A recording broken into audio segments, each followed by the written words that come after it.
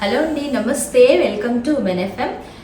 ఇదివరకు నేను చాలా మందికి పెళ్లి సంబంధాలు చూపించి వాళ్ళందరూ చాలా హ్యాపీ ఉన్నారండి. వాళ్ళు ఇప్పటికీ కాల్ చేస్తే అందరు బాగున్నారు.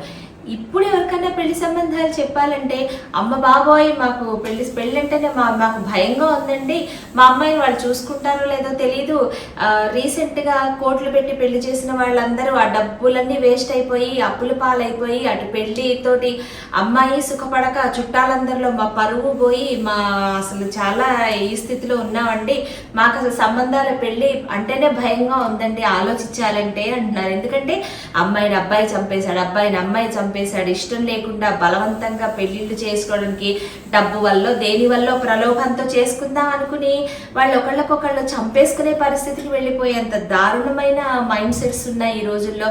అందుకని బాగున్న వాళ్ళని ఉదాహరణలుగా కన్నా ఇవి చూసి హడలిపోతున్నారు. లేదా ఫారిన్ సంబంధం ఉందంటే అమ్మో అసలే వద్దండి, అక్కడికి వెళ్ళాక పిల్లలు ఏం చేస్తాడో తెలియదు, అక్కడ నడి రోడ్డు మీద వదిలేస్తే మేమేం చేయాలి, మా అమ్మాయి ప్యాకేజే 25 లక్షల పైన 30 లక్షల పైన ఉందంటే అది బోల్డ్ సంపాదించుకుంటుంది, అదైనా హ్యాపీగా ఉంటుంది, పెళ్లి చేస్తే అసలు హ్యాపీనెస్ అనేది ఉంటుందో లేదో అనేసి భయపడుతున్నారండి. రీసెంట్గా మాలో కూడా కోట్లు పెట్టి ఖర్చు పెట్టి పెళ్లి చేయను, 2 నెలల్లోనే అమ్మాయి వాపస్ వచ్చాను. అబ్బాయి చెప్తాను నాకు ముందే వేరే వాళ్ళతో సంబంధం ఉంది, నాకు పెళ్లి ఇష్టం లేదు, నేను మా అమ్మా నాన్నల బలవంతంతో చేసుకున్నానని చెప్తాడు. అంత చదువుకుని అంత ఉద్యోగాలు చేసి అంత ఇదున్న వాళ్ళు బలవంతంగా చేసుకునేంత అమాయకులేం కాదు, ఏ డబ్బుకో ఏ ఆశకో చేసుకున్న వాళ్ళే ఎక్కువ మంది అయి ఉంటారు. ఫ్యామిలీ చూస్ చేసుకోవాలంటే అమ్మా నాన్నలు చక్కగా మాట్లాడుతున్నారు, ఎంత మంచి సంబంధం అని చేసుకుంటే అబ్బాయి ఏమో ఏ క్రిమినలో ఏ సైకోనో దాన్ని ఏడిపించి ఎర్రమని చేసి అసలు ప్రాణాలు తీసుకునేంత వరకు కూడా ఒప్పుకోవట్లేదు. ఎంతమంది చదువుకున్న అమ్మాయిలు కూడా నిలువున ఒక అమ్మాయిని పెంచుకున్నారంటే ఎంత ప్రాణాలు పెట్టుకుని చదివించి ఉద్యోగాలు చేసి కెరీర్లో పైకి వెళ్ళిపోయి ఉన్నత స్థితిలో ఉంటారనుకుంటే ఆ పిల్లకి కన్న బిడ్డకి చనిపోయి అంత్యక్రియలు చేసే తల్లిదండ్రులు చూస్తే వాళ్ళ పరిస్థితి ఎంత దారుణంగా ఉంటుంది. ఈ రోజులు పెళ్ళిళ్ళు అంటేనే భయపడుతున్నారు. మరి వీటికి సొల్యూషన్ ఏమంటారు, మరి మీరేమంటారు? మా జనరేషన్ అప్పుడు అంటే 80sలో అలా పెళ్ళైన వాళ్ళు 80 to 90లో పెళ్ళైన వాళ్ళు అడ్జస్ట్ అయిపోయి చక్కగా కలిసి ఉండి కష్టమో నిష్ఠూరమో అలా ఉన్న వాళ్ళు ఉన్నారు.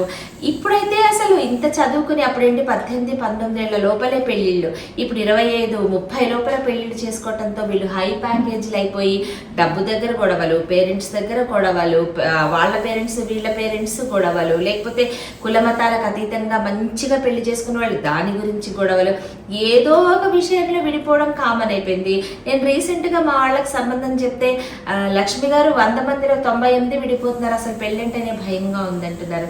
వీటికి సొల్యూషన్ ఏంటంటారు? ఏం చూసి పెళ్లి చేసుకోవాలనుకుంటారు? ఒక క్రిమినల్ పెళ్లి చేసుకొచ్చి మళ్ళీ మ్యాట్రిమోనీలో పెట్టి హాయిగా పెళ్లి చేసుకుంటే వాడి గురించి ఎక్కడ వెతుకుతారు పేరెంట్స్?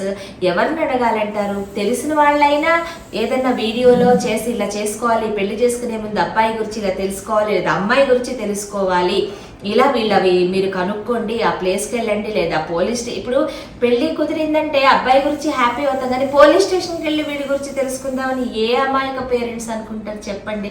చాలా దారుణం అయిపోయాయి పరిస్థితులు. ఇంకా మ్యాట్రిమోనీలు అయితే చెప్పనే అక్కర్లేదండి, లక్షలు. నేను పేర్లు చెప్పట్లేదు కానీ నమ్మకాలే లేవు.